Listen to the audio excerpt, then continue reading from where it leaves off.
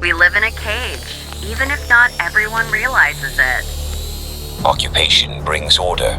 Obey and you will survive.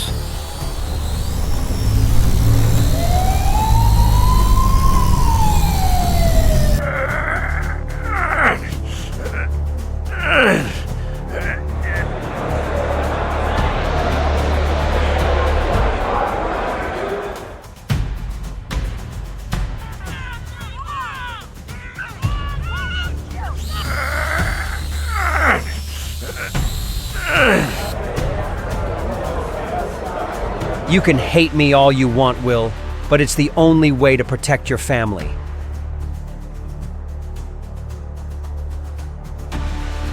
My husband now works for them. I'll be your spy.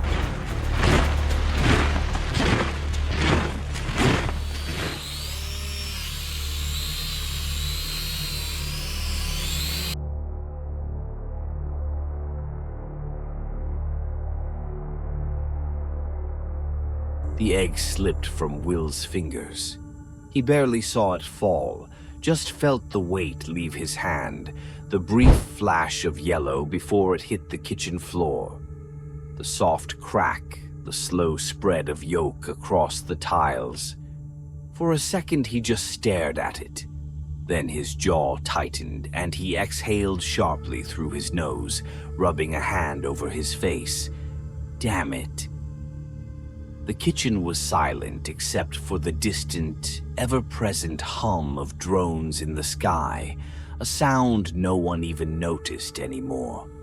Behind him, the scraping of forks on plates, the soft shuffle of Bram shifting in his chair. "Are you okay?" Katie's voice, low, careful. Will bent down, wiping the egg away with a rag, keeping his movements slow, deliberate. He didn't look up. "Yeah," he said. He wasn't. At the kitchen table, Bram and Grace were eating quietly, avoiding their father's gaze. They felt it too, the tension, the weight pressing down on this house, this city, this world. Will sat down with them, forcing a bite of food past the tightness in his throat. His eyes drifted to Bram, to Grace, then to Katie, who met his gaze with something close to understanding, but not quite. Something unspoken lingered between them. And then it was time to go. Will stood, kissed Grace on the forehead, squeezed Bram's shoulder.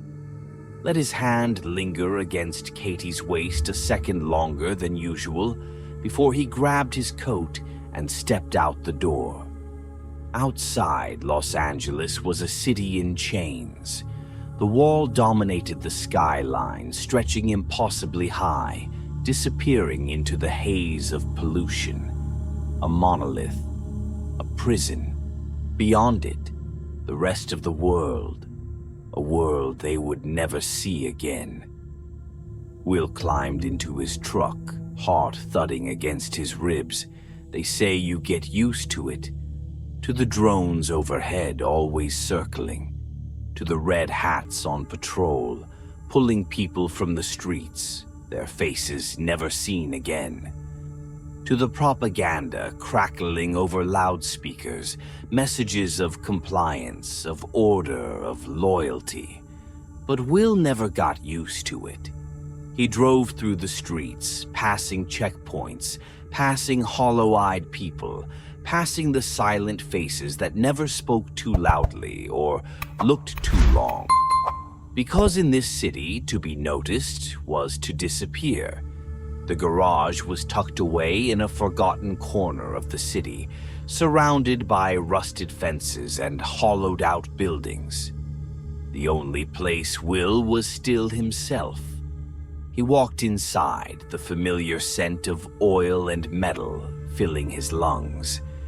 A few of his co-workers were already gathered around, talking, laughing, trading impossible dreams about what they would do when this was all over.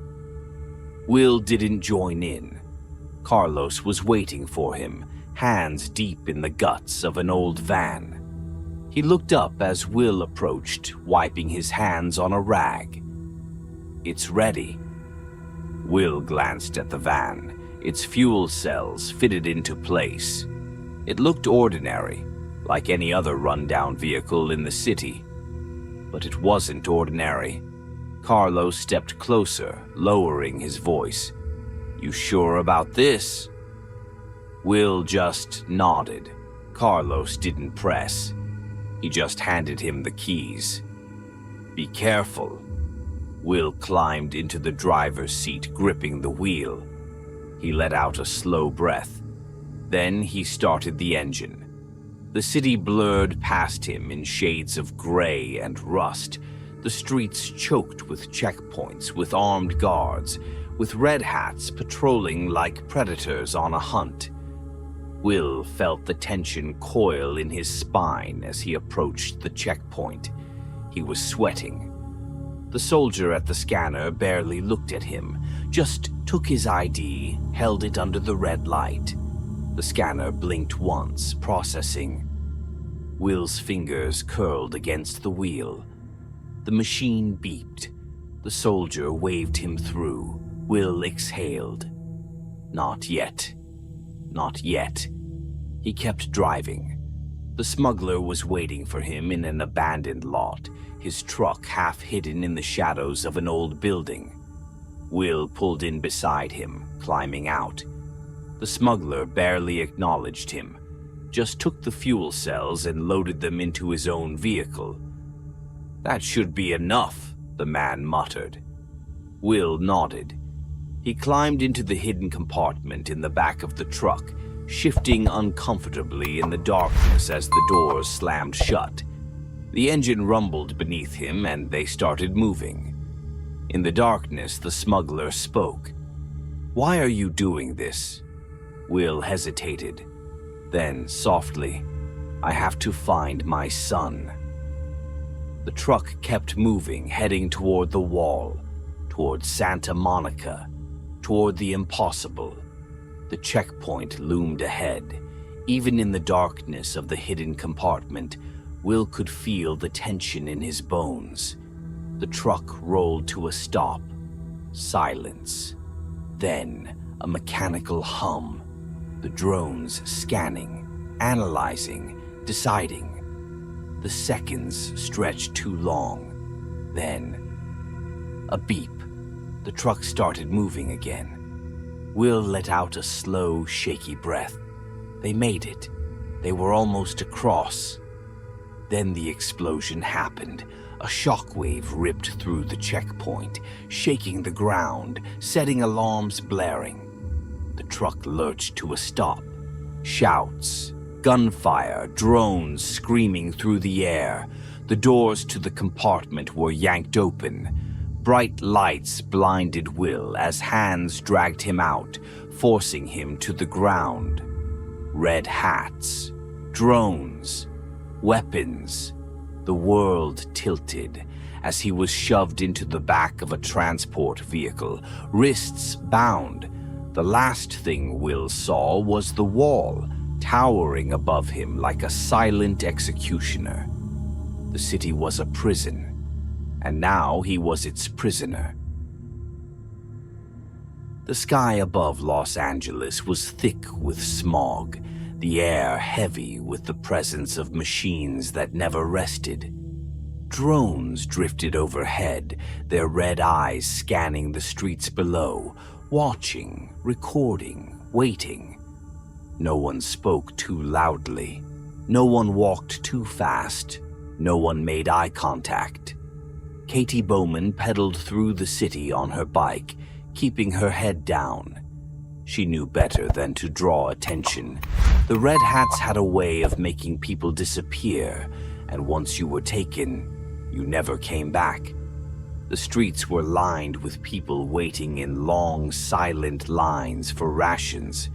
The stores that were still open had empty shelves, their windows plastered with government-issued propaganda. The occupation brings order. Obey and survive. Together, We will rebuild. Katie's hands clenched on the handlebars. They were never rebuilding anything.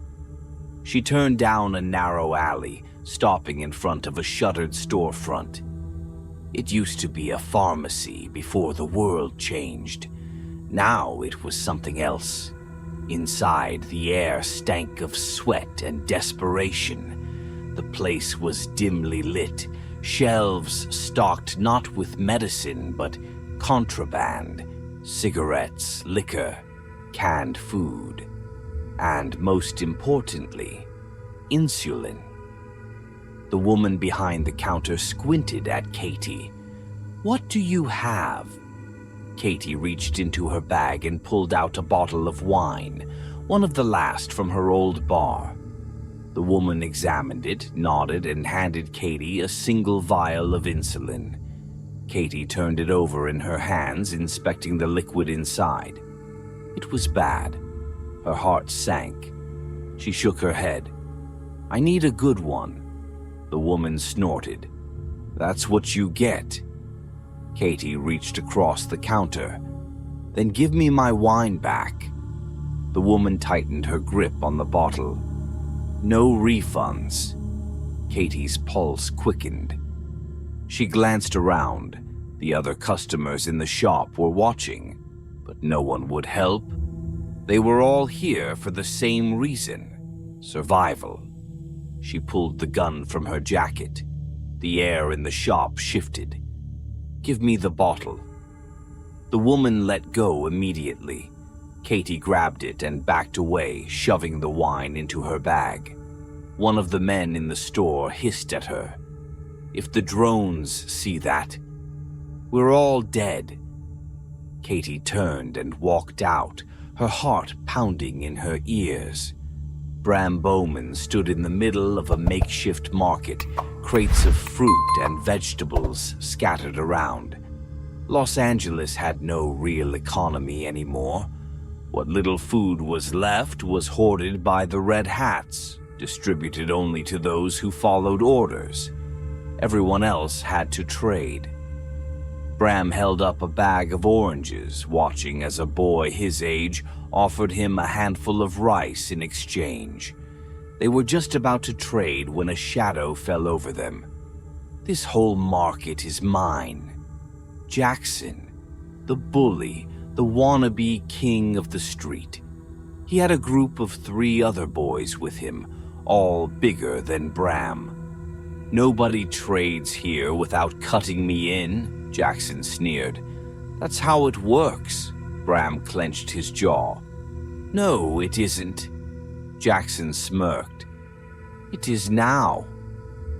"Go to hell," Bram muttered, shoving the bag of oranges into his backpack. Jackson grabbed him. "I said..." Before he could finish, Bram swung the bag at Jackson's face. The oranges burst, juice and pulp splattering across the boy's nose as he stumbled back, bleeding. Bram stepped forward. "Now your beak's wet." Jackson's friends hesitated, glancing at each other. Then they turned and ran. Jackson glared at Bram, holding his bloody nose. This isn't over. It never was. That night, Katie sat at the kitchen table, staring at the front door. Will should have been home by now. The clock ticked. She checked her phone. No messages. Her stomach twisted. She stood up, grabbed her coat, and reached for her bike. "Mom, no." Bram was standing in the hallway, arms crossed.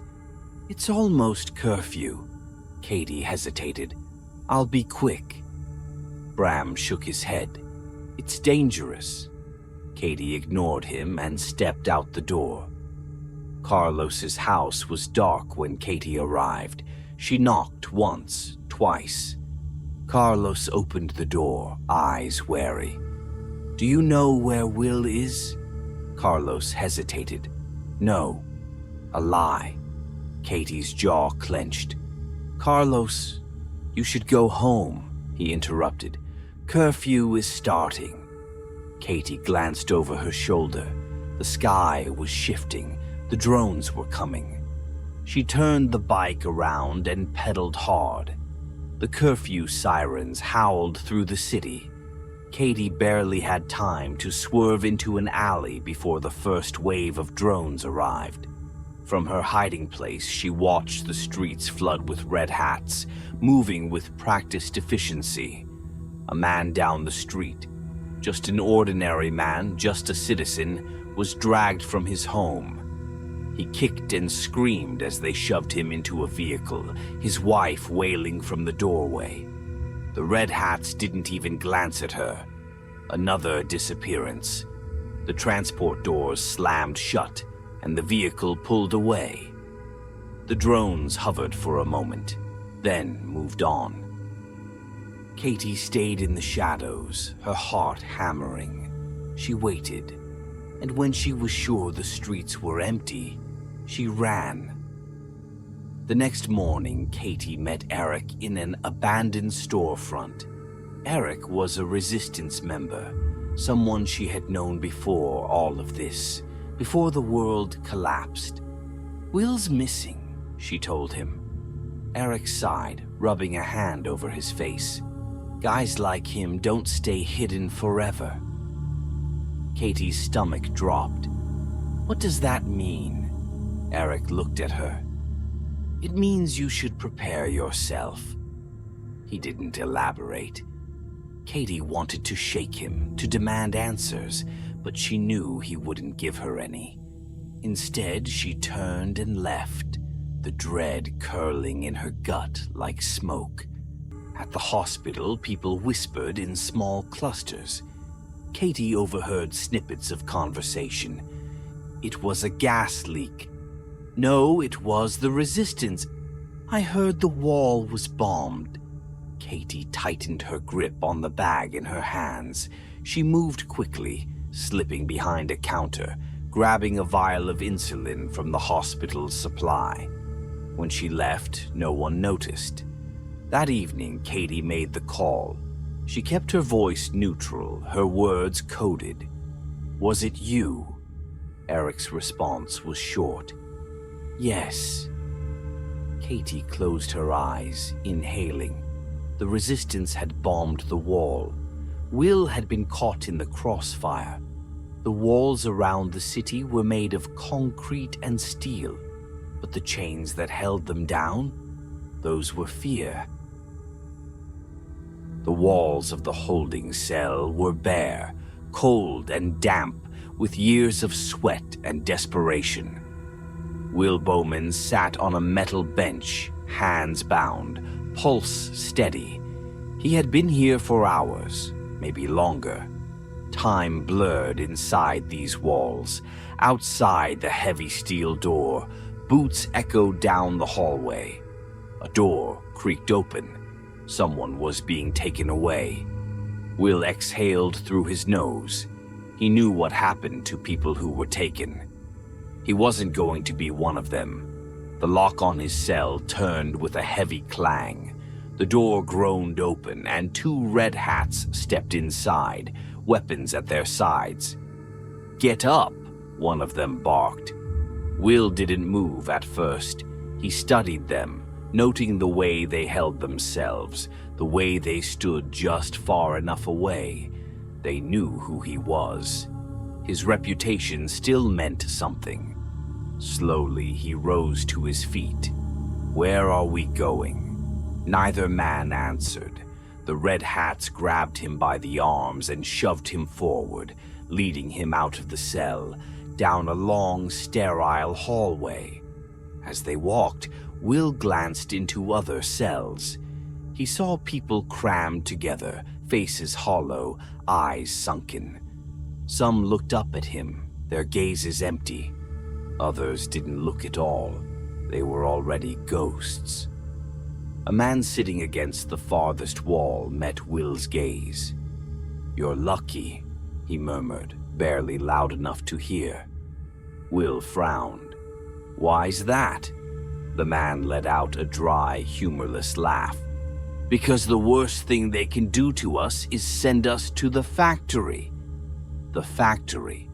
Will had heard rumors, but no one ever came back from there. No one had answers.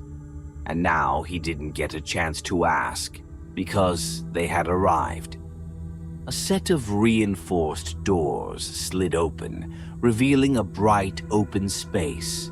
It was like stepping into another world, the Green Zone. It might as well have been another planet. The air was crisp, artificial. The streets were clean. The buildings weren't falling apart.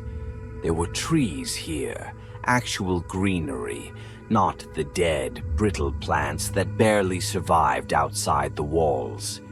There were people here too, dressed in elegant clothing, sipping imported wine, laughing like the world hadn't ended. Will's hands curled into fists. The red hats led him through the pristine streets, past fountains that still ran and lights that still flickered, toward a massive estate. A lavish home, draped in gold and arrogance. Inside, the sound of music and conversation filled the air. A party was in full swing. Will had to force himself to breathe. People were celebrating, the same people who had sold out the rest of the world. And at the center of it all, leaning against a grand dining table, was Alan Snyder, the proxy governor of Los Angeles. He smiled at Will like an old friend. "It's good to finally meet you, Will." Will said nothing. Snyder took a sip of his wine, then gestured for the guards to leave. They did. That meant one thing. Will wasn't in danger. At least, not yet. That made him even more suspicious. Snyder sat down, motioning for Will to do the same. Will didn't move.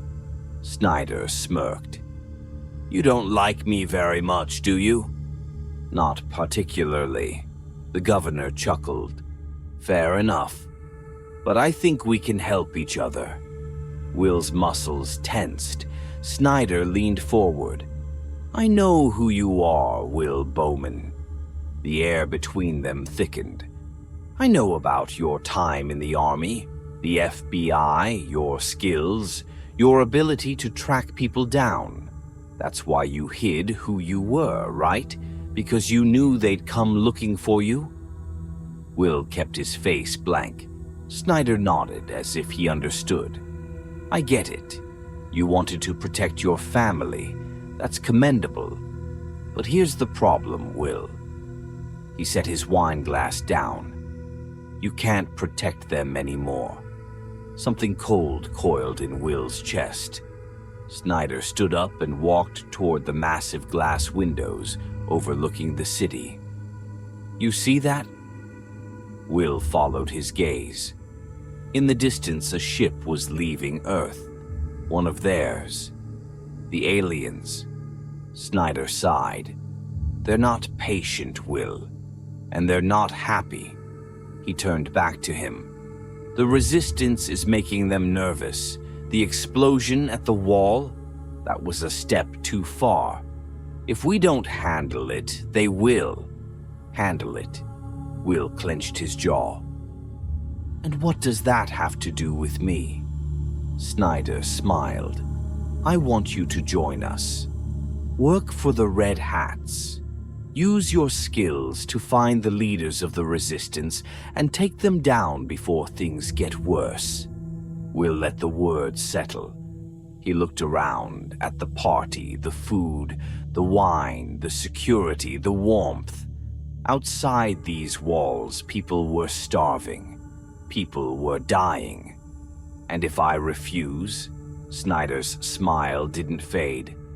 "Then your family will be sent to the factory." The room felt smaller, the world quieter. Will's hands curled into fists. "You're telling me I only have one choice?" Snyder raised a brow. "I'm telling you that if you want to see your son again, this is your best chance." Will froze. Snyder saw it, the hesitation, the flicker of pain. He knew. Charlie is still out there, isn't he? Snyder mused. Lost, alone. If you help me, I'll help you find him. Silence. Then, finally, Will exhaled slowly. If I do this, he said, voice steady, you help me get my son back. That's the deal. Snyder smiled. That's the deal. Will shook his hand. It felt like a death sentence. That night, Will walked into his house. Katie stood up the moment she saw him, her eyes wide with relief. She threw her arms around him, and for a moment, just a moment, he let himself sink into it. You're okay, she whispered. He wasn't. Later, in the quiet of their bedroom, he told her the truth. Everything. Her face was carefully blank, but he could see it, the way she held her breath, the way her fingers dug into the blanket. You hate me for this, he said. Katie shook her head. No. But she didn't touch him, didn't say anything else. And that was somehow worse. The next morning, Alan Snyder was in their kitchen. He was cooking breakfast. Coffee, he asked with a grin. Will and Katie stared at him, the scent of bacon and eggs filling the room, a luxury no one had anymore. This is just a taste of what's to come, Snyder said, sipping his drink. Work for us, and your family will have protection, security, a future. Will felt Katie's gaze on him. He had already made his choice, and Katie had just made hers. That night, when she met with the resistance, she told them the truth. My husband is working for the Red Hats, she said. I can be your spy. The smell of bacon filled the air. For a moment, Will forgot where he was. The scent transported him to a time before the walls, before the checkpoints, before the city had been swallowed whole by an enemy they barely understood. He had cooked bacon for his kids on lazy Sunday mornings. He had woken up to Katie brewing coffee, Bram and Charlie arguing over who got the biggest pancake. But that world was gone. And now Alan Snyder was in his kitchen, humming to himself as he fried bacon on the stove, like this was just another morning in America. Katie stood across from him, arms crossed, her expression carefully neutral. But Will could see the tension in her shoulders. She hated this, hated him. Snyder turned, holding up a steaming cup of coffee. It's good to finally have a real conversation over breakfast, don't you think? Will didn't answer. Snyder smirked, set the coffee down, and took a bite of crispy bacon. You really should eat. It's a rare thing these days. Will had no appetite. Why are you here? Katie asked. Snyder swallowed, wiped his hands on a napkin, and gestured around the house. I wanted to see how my newest recruit was settling in. He took a sip of coffee. And to remind you both that your lives are about to change. Security, privilege, a future for your kids. He tilted his head. That's what you wanted, isn't it? Will felt Katie's gaze on him. He didn't answer. Because the truth was, he didn't know anymore. Snyder set his coffee down and leaned against the counter. Whether you believe it or not, the hosts are here to help us. The words sent a shiver down Will's spine. The hosts, the aliens, the occupiers, the faceless rulers behind the walls. Will had never seen one up close. Very few had. They didn't walk among humans, didn't speak to them directly. They worked through the collaborators, The red hats, the governors, the ones who sold their own people out for safety. Like Snyder, like Will. Snyder continued, I know you think you're making a deal with the devil, but trust me, the scarcity we're dealing with right now, it's temporary. The hosts have needs, and once we fulfill them, things will improve. Society will stabilize. Will narrowed his eyes. What needs? For the first time, Snyder hesitated. Then he smiled. That's above my pay grade. Liar. Will could feel Katie watching him, waiting for his reaction. He had already made his choice, and she hated him for it. That night, they lay in bed together, but felt miles apart. Will stared at the ceiling, sleep just out of reach. Finally, Katie spoke. I don't blame you. Will turned his head. In the dark, her face was unreadable.